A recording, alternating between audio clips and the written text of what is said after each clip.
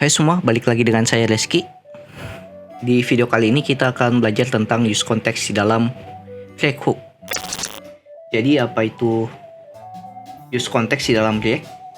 Jadi use context sendiri adalah sebuah state management dari React.js, yaitu cara kita untuk sharing nilai seperti state ataupun function dan lain-lainnya antar komponen tanpa perlu mengirimkan propsnya secara manual dari komponen satu ke komponen lainnya. Atau bisa juga kita gunakan pengiriman nilainya dari komponen yang tidak terhubung sama sekali atau tidak ada kaitannya sama sekali. Nah, kita coba langsung eksekusi saja. Untuk pengertian lebih dalamnya akan dijelaskan di akhir video. Kita langsung coba saja untuk melakukan konteksnya. Di sini pertama kita buat dulu satu folder untuk mengatur konteksnya.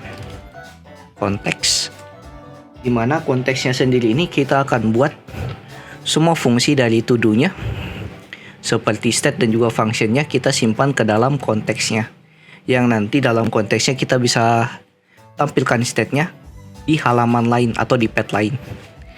Kita buat saja konteksnya dulu. Kita buat file dengan nama to do context.jsx.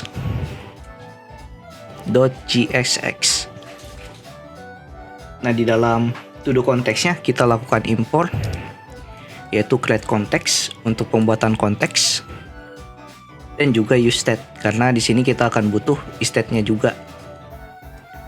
Use state. Kemudian kita lakukan ekspor nanti dari fungsi to do konteksnya sesuai dengan nama filenya saja. Kita sebut nama konteksnya sama dengan create context berupa fungsi. Selanjutnya kita import juga providernya, export cons to do provider, dimana to do providernya di sini kita bisa masukkan berupa props atau kita buat saja berupa children. Di sini ini C-nya huruf kecil dan tidak perlu import apa-apa. Kayak gini. Kita buat berupa arrow function, di mana di sini kita coba copy dari state yang kita buat kemarin di to do view-nya, yaitu state to do list-nya ini.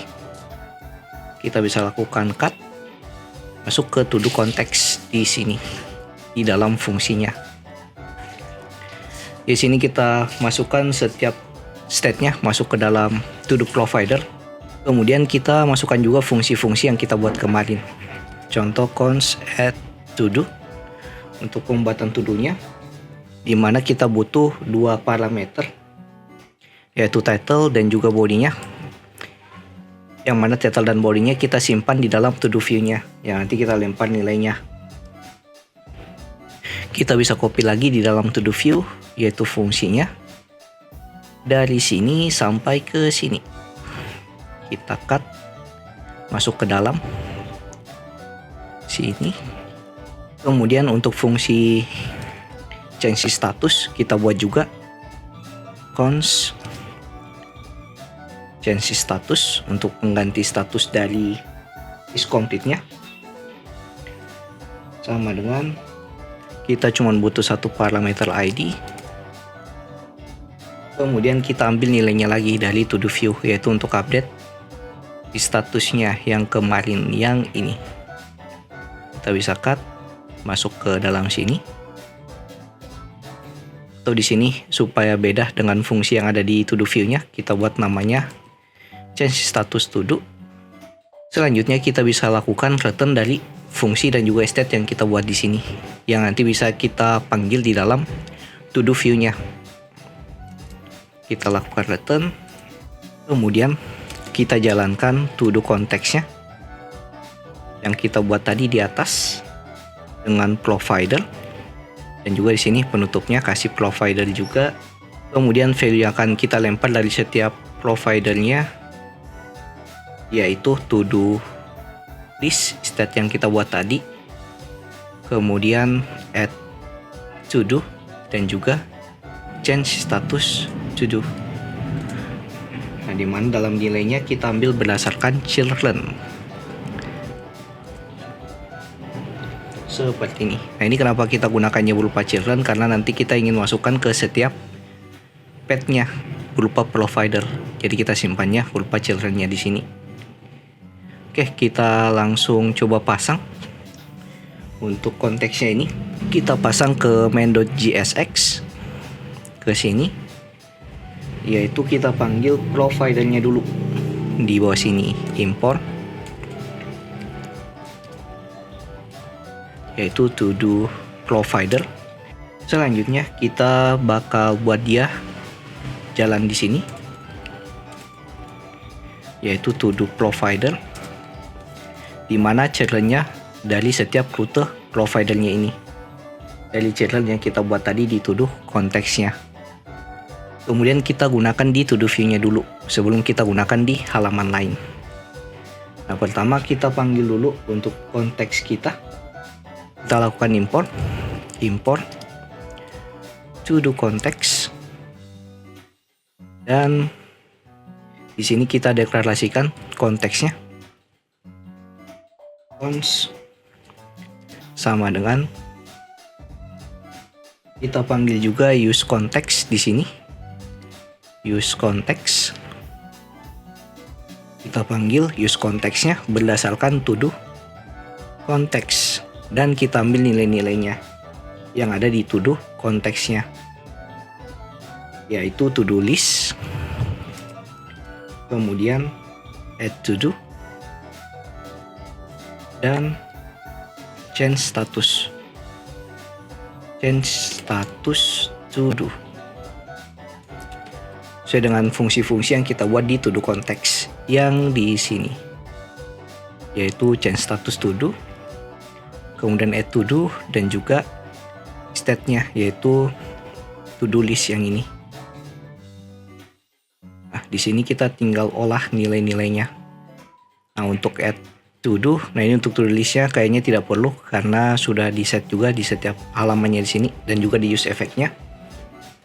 Kita tinggal atur add to do-nya masuk ke dalam fungsi input atau handle submit-nya ini. Add to do. Nah, dimana di sini dia butuh dua parameter, yaitu untuk title dan body, yang kita masukkan untuk kedua inputannya. Ini kita cek dulu di to do konteks, udah benar atau belum. To do konteks yang ini, nah ini ya. Jadi setiap yang kita masukkan di parameter title dan body-nya akan masuk ke sini sebagai datanya. Kemudian di dalam change status kita bisa panggil fungsi change status to do berdasarkan parameter ID yang didapatkan dari sini, status dari ID-nya.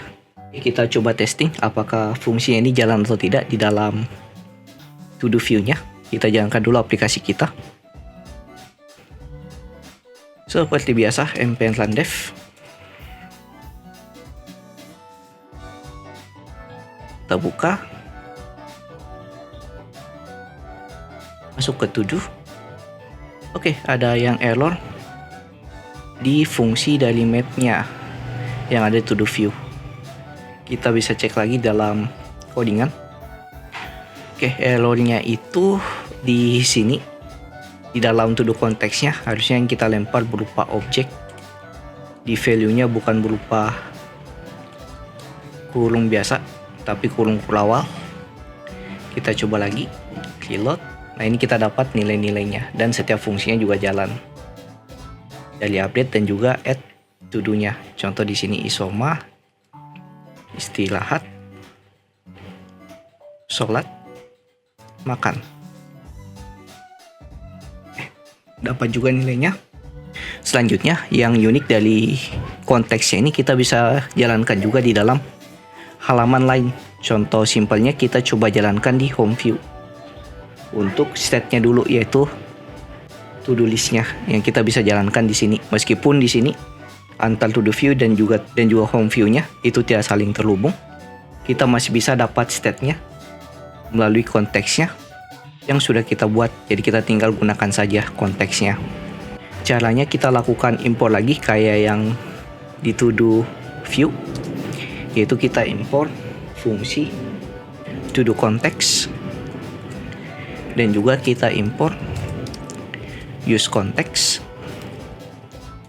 dari lake-nya. Nah, kemudian kita tinggal olah di sini. Kita ambil yaitu to do list-nya, yaitu state-nya dulu. Kita coba const buat destructuring, kemudian to do list, panggil fungsi yang kita buat tadi di to do context yang ini, kemudian sama dengan panggil use context berdasarkan to do context. Kemudian kita bisa lakukan yang namanya loopingnya di bawah. Kita coba lakukan looping berdasarkan UL saja supaya lebih simple. UL kemudian LI. Kita coba lakukan looping di sini. Dari to do listnya titik map, kemudian to do untuk setiap value-nya seperti ini. Nah, kita masukkan LI-nya di dalam, dimana LI-nya kita akan tampilkan key-nya dulu untuk data uniknya berdasarkan to do ID. Dan untuk isiannya kita coba masukkan saja to do title, nama dari title-nya, kemudian titik 2 kita tampilkan di statusnya juga. Dan di statusnya supaya tampilannya lebih menarik, kita buat dia berupa destructuring. Sini kayak gini, berarti to do titik is complete. Jadi jika dia complete, kita buat saja di sini selesai. Selain itu, kita buat di sini belum, seperti ini. Untuk fungsi dari statusnya, jadi jika dia true tampil selesai, tapi kalau dia false tampil belum nilainya. Ini kita coba cek di dalam web browser. Kita masuk ke home.